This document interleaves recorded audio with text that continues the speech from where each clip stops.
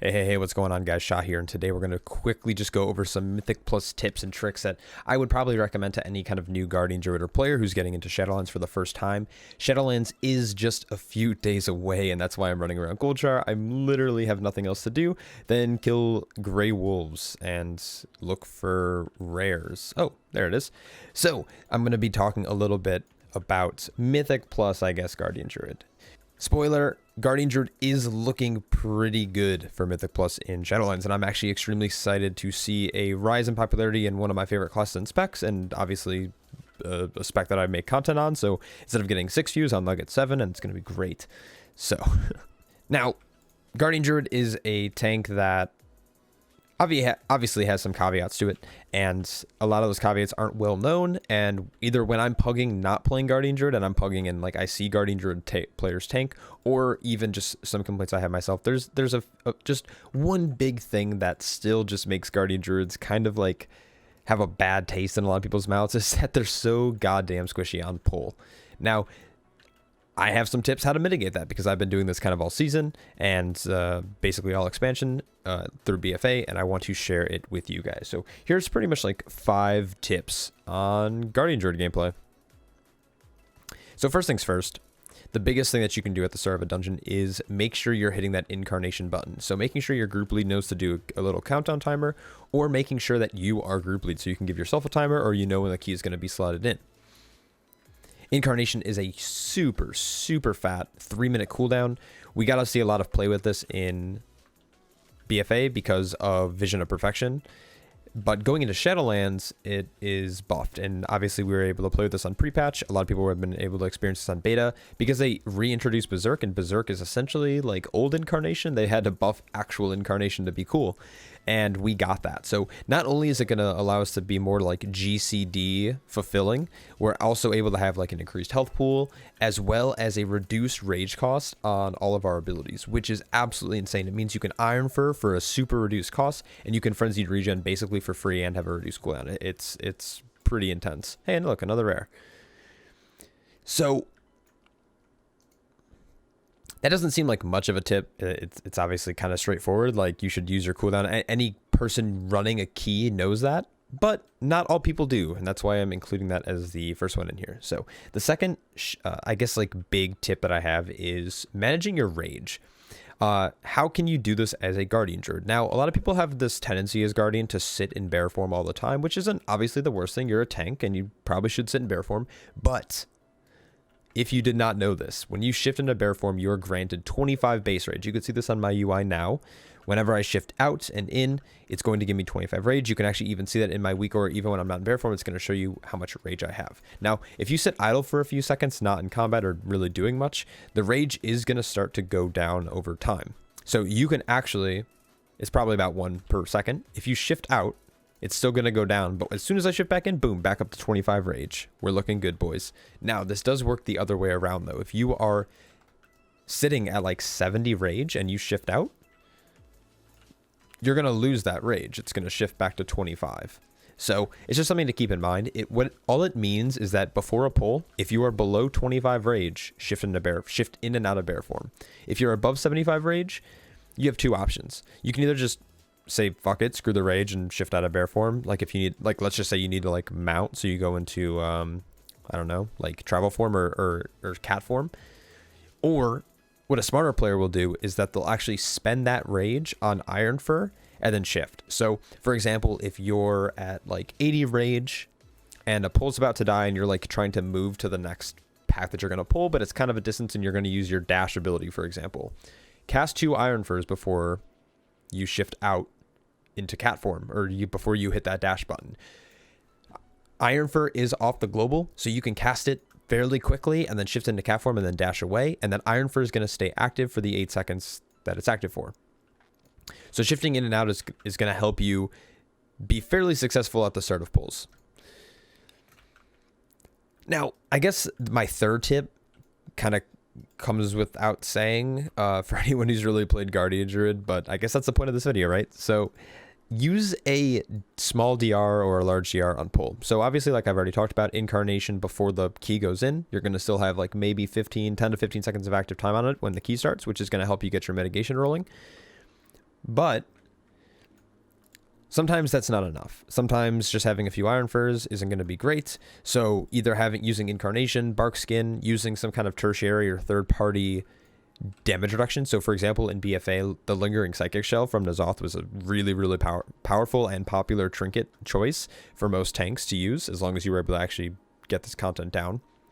Using something like this, again, like I said, Bark Skin, or calling for your healer. Hey, healer, can I have a Iron Bark or a Hand of Sacrifice at this point?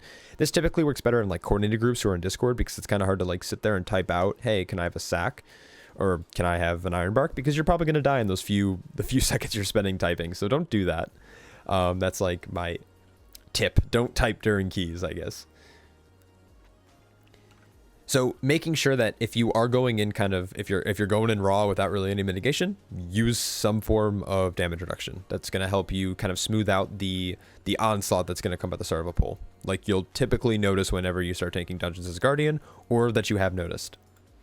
Now, my next tip is kind of about chain pulling. Now, obviously when you're up against like a time trial, cough Mythic Plus mainly, or like really any other game, right? Speed is the key. So making sure you are making your pulls as fast and effective as possible is going to obviously be a key to the success. So Guardian Druids really can capitalize on this, because they want to continue, you know, generating rage, having Iron Fur stacks up, and kind of just carrying that momentum. It helps them out a lot being able to chain pull. Other tanks necessarily can't necessarily do this, I guess. Warriors are kind of notorious for not being able to have shield block up 100% of the time. So because of this, they can't really chain pull. They kind of need those windows of like those break windows to kind of refresh their charges. Typically people can use this through like using different kind of cooldowns and kiting. But a Guardian Druid, the benefit of it is that you can continuously pull forever, because your active mitigation isn't limited. It's only limited by the amount of rage gen that you're taking. So the incoming damage, essentially. So if you're obviously on point with your healing and your healer's on point with their healing, you could pretty much have infinite rage gen and almost have infinite mitigation up, always. So chain pulling is going to be extremely beneficial to your group.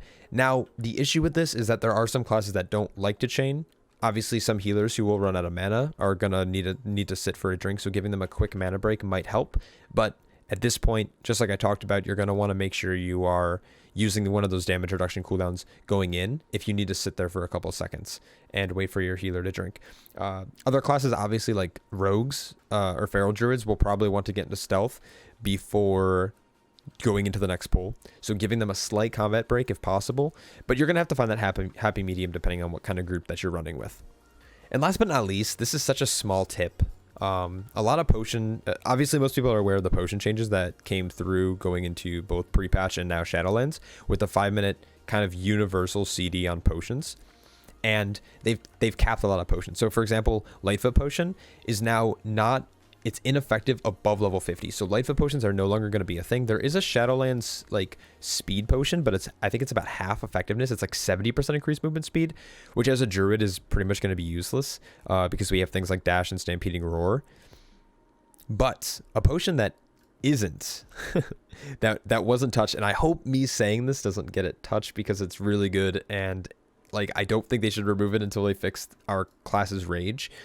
But there's a potion called Pure Rage Potion. Now this is a potion that's made from Draenor crafting. So Draenor, I guess alchemists can make this if they did enough training. It's not hard to get, so you can always level up in alchemy yourself. A lot of druids tend to be alchemists because typically you go herbalism as well. But Pure Rage potions will give you 75 rage. It's obviously on a 5-minute CD, but a lot of the potions in Shadowlands might not be as effective, and it really depends on kind of what you're looking for from a potion. Like, do you need a potion for armor? Do you need a potion for damage, or a potion for rage? Now, rage potion, I'm sure if some of you have watched my stream, you might have caught me using these at some points. This is also super helpful for a battle res. So I guess there's really two reasons. There's two things here. So using this potion, so shifting into bear form, and then using this potion will instantly give me 2 iron for stacks with a chance at a 3rd, which is going to increase my armor by a lot. So instantly 70% damage reduction from physical, where when you don't have iron for stacks, you're all the way down at 50%. Now this is obviously going to go up, I would imagine, because being level 60, like, we're going to have just higher armor values. But for right now, going into a pull with 2 iron furs compared to going into a pull with no iron furs, using a rage potion instead of having to use one of your bigger DRs that you're going to actually want during the pull is going to help you out a lot. Now, these potions might not be cheap on your server. For me, I know how to make them. The crafting mats are pretty cheap because they're things that people are farming in their garrisons and stuff. So they're probably cost me a couple gold a pop, but they might be expensive on your server. So if you can't really get your hands on these, don't worry about it. It's just like a small tip that I've mentioned in previous videos and some people have caught me using on stream. But for the most part, it's really just a way to get around having to sacrifice one of your mitigations or a DR that you might want to use during a pull. So that's pretty much my 5 tips. So just to recap, I guess I'll do this if I can even remember what I talked about. So making sure you're using Incarnation before a key is going to be almost vital. You always want to do this. If you don't, like, you're wasting the extra 20 seconds of uptime that you're normally going to get. Or I mean, maybe like realistically, it's going to be like 10 seconds of uptime. Shifting for rage is another big thing. So making sure you're shifting in and out depending on your rage value. If you're above 25, probably don't need to shift. If you're below 25, obviously shift in and out before you do your next pull. It's gonna put you back. It's gonna reset you at that 25 mark. So it's only gonna take like a mangle and like an auto attack to put you at that 40 rage for Iron Fur. What else? Bark skin. So bark skin and using like trinkets and stuff whenever you can to mitigate some of the damage if you don't have Iron Fur up is going to help you stay healthy for your healer to be able to like get their momentum rolling with whether it's like hots or just getting in the right position. Chain pulling.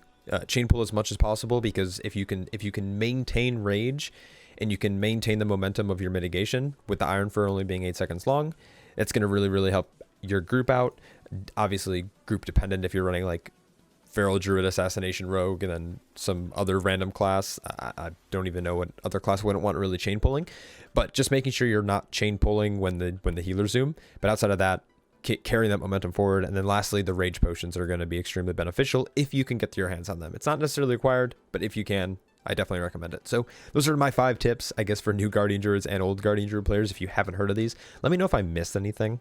Or maybe if you'd like to know something else about Guardian Druid that I might know. I probably do. I probably don't. I really don't know. I am excited. I am excited that Shadowlands is coming. I am tired of running around Elwyn Forest just killing mobs.